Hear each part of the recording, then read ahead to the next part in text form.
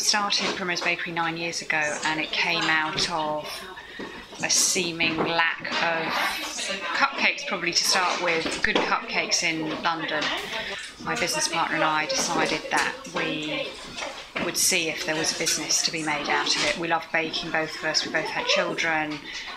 We grew up in households that did a lot of cooking and baking, so we decided to give it a go.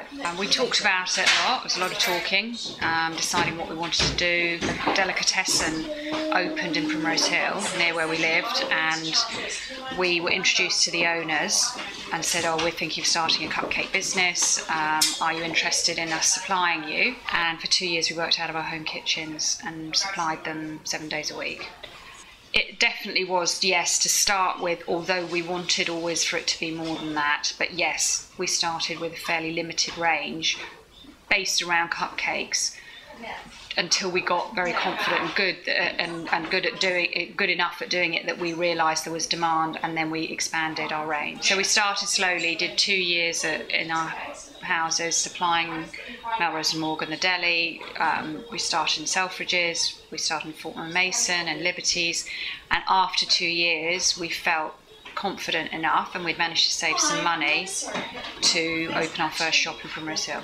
Just the expense of everything, and marrying up the sales of cupcakes with running a shop and staffing a shop, the rates, the rent, the electricity, the ovens.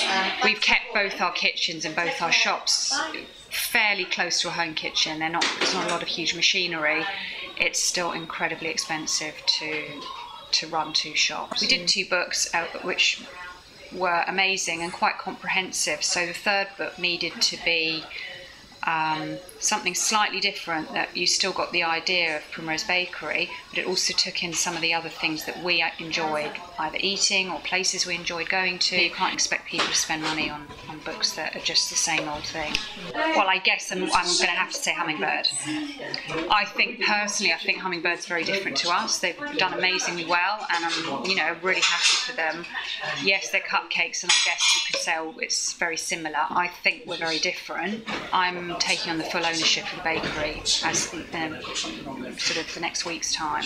Yes, I hope so. It would be nice to have at least 1 more shop, maybe 2. I'd like to.